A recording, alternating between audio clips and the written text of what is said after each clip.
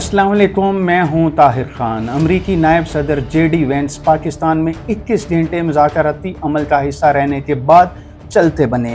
जाने से पहले उन्होंने एक मुख्तसर प्रेस कॉन्फ्रेंस भी की।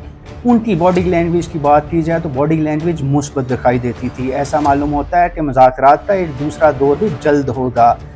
उनका जाने से पहले ये भी कहना था कि हम किसी किस्म का मायदा हासिल करने में नाकाम हुए। अलबत्ता एक बात वाज़ेह है कि दोनों ममालिक पहली दफ़ा आमने सामने बैठे, एक दूसरे को समझने का मौका मिला। दोनों ममालिक ने एक दूसरे के साथ पॉइंट्स भी शेयर किए। मुज़ाकराती अमल के दौरान दो मामला ज़ेर बहस रहे। पहला मामला अमेरिका की तरफ से बताया गया कि हम चाहते हैं कि ईरान किसी भी सूरत न्यूक्लियर इनरिचमेंट के प्रोसेस को आगे ना बढ़ाए। अमरीकी नायब सदर का कहना था कि हम चाहते हैं कि ईरान तवील मुद्दत तक न्यूक्लियर हथियार ना हासिल कर सके। दूसरी जानिब अगर हम ईरान के मौक़िफ़ की बात करें तो ईरान का कहना था कि हम न्यूक्लियर इनरिचमेंट के लीगल प्रोसेस से पीछे नहीं हट सकते। दूसरे अहम नुक्ते की बात की जाए तो आबनाए हुर्मुज़ से मुतल्लिक़ था। ईरान का कहना था कि आबनाए हुर्मुज़ पे उसका कंट्रोल बरकरार रहेगा, जबकि अमेरिका का कहना था कि आबनाए हुर्मुज़ का समुद्री रास्ता खुला रहना चाहिए और किसी के कंट्रोल में नहीं होना चाहिए। पहले दो अहम निकात के बाद ईरान के दीगर निकात की बात की जाए तो ईरान का कहना था हम पर से पाबंदियां हटाई जाएं और हमें जंगी नुकसान का हर्जाना दिया जाए, जबकि अमेरिका इनको दीगर शराइत के साथ मंसूब कर रहा था। मुआहिदा मुकम्मल ना होने के बावजूद दोनों ममालिक के दरमियान सीज़ फायर का अमल जारी रहेगा। आज अमेरिका चाहता है कि ईरान न्यूक्लियर हथियार हासिल ना करे। आज अमेरिका चाहता है कि आबनाए हुर्मुज़ खुला रहे। अगर हम जंग से पहले वाली सूरत हाल की बात करें तो जंग से पहले कभी ईरान ने यह नहीं कहा था कि हम न्यूक्लियर हथियार हासिल नहीं करेंगे। जंग से पहले ईरानी सुप्रीम लीडर अली ख़ामनेई शहीद का एक फतवा भी मौजूद था। उनके फतवे के मुताबिक ईरान ने कभी न्यूक्लियर हथियार हासिल नहीं करने थे। दूसरी बात, आबनाए हुर्मुज़ की अगर बात की जाए तो जंग से पहले आबनाए हुर्मुज़ खुला हुआ था। आबनाए हुर्मुज़ के समुद्री रास्ते से तमाम जहाज़ आसानी से जा रहे थे।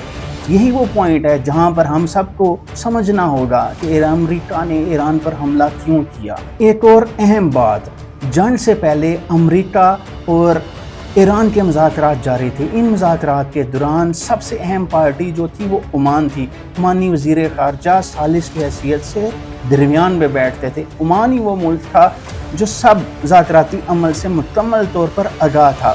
ओमानी वज़ीर ख़ारजा का कहना था कि ईरान तस्लीम कर चुका था और मान चुका था कि न्यूक्लियर इनरिचमेंट को हम ज़ीरो के लेवल पर लेकर जाने के लिए तैयार हैं। यही वो वजह है जिसकी वजह से सब परेशान थे कि ईरान पर अमेरिका और इजराइल ने क्यों हमला किया। अमेरिकी सदर ट्रंप ने इजराइल के प्रेशर में ईरान पर हमला किया। इजराइल की ख्वाहिश थी कि एक ऐसा ईरान हो जो कमज़ोर हो, जो फ्रैक्चर्ड हो, जो शाम की तरह हो, जो लबनान की तरह हो। ईरान पर जब चाहे इजराइल हमला करे, उस पर कार्रवाई करे और चलता बने। यही वजह है कि गुज़िश्ता 25 बरसों से इजरायली वज़ीर आज़म नेतन्याहू अमेरिका को कह रहे हैं कि ईरान पर हमला करो, ईरान पर हमला करके उसको कमज़ोर करो ताकि जब चाहे मैं उसको मारूं। लेकिन गुज़िश्ता 40 रोज़ा जंग की बदौलत आज ऐसा मालूम होता है कि इजराइल भी और अमेरिका भी मशरक़ी वस्ता में पहले से ज़्यादा कमज़ोर हो चुके हैं, जबकि ईरान कमज़ोर होने के बजाय मज़ीद मजबूत है। ईरान के हाथ में स्ट्रेट ऑफ हुर्मुज़ का रास्ता भी है।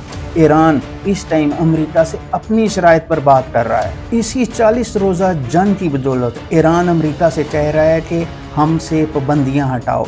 ईरान अमेरिका से कह रहा है कि मशरक़ी वस्ता में उसकी बेसिस ख़त्म होनी चाहिए। ईरान अमेरिका से आबनाए हुर्मुज़ का कंट्रोल भी मांग रहा है। आज अगर बेहतर अंदाज में कहा जाए तो ज़्यादा पत्ते ईरान के हाथ में, अमेरिका कमज़ोर दिखाई दे रहा है। अमेरिका और ईरान के माबैन मुआहिदा मुकम्मल नहीं हो सका, लेकिन अमेरिका की माशी सूरत-ए-हाल हमें ये बता रही है कि अमेरिकी सदर ट्रंप बहुत जल्द ईरान के साथ मुआहिदा मुकम्मल करना चाहते हैं। वो अपनी तवज्जो अमेरिकी माशी मसाइल पर देना चाहते हैं। उनको अंदाज़ा हो चुका है कि वो इस जंग को मज़ीद तूल देने की पोजीशन में नहीं है। उनको ये भी अंदाज़ा है कि अगर जंग तूल हुई और तूल जंग ने पटड़ा तो हमारे लिए इस जंग को संभालना मुश्किल हो जाएगा। आज अमेरिकी सदर ट्रंप को ये भी अंदाज़ा हो चुका है कि हम इजराइल की इस जंग का हिस्सा बनकर माशी तौर पर बहुत ही कमज़ोर हो चुके हैं। इसीलिए तवक्को की जा रही है कि बहुत जल्द मुज़ाकरात का दूसरा दौर भी होगा, जिसमें शायद अमेरिका पहले से ज़्यादा कमज़ोर दिखाई दे।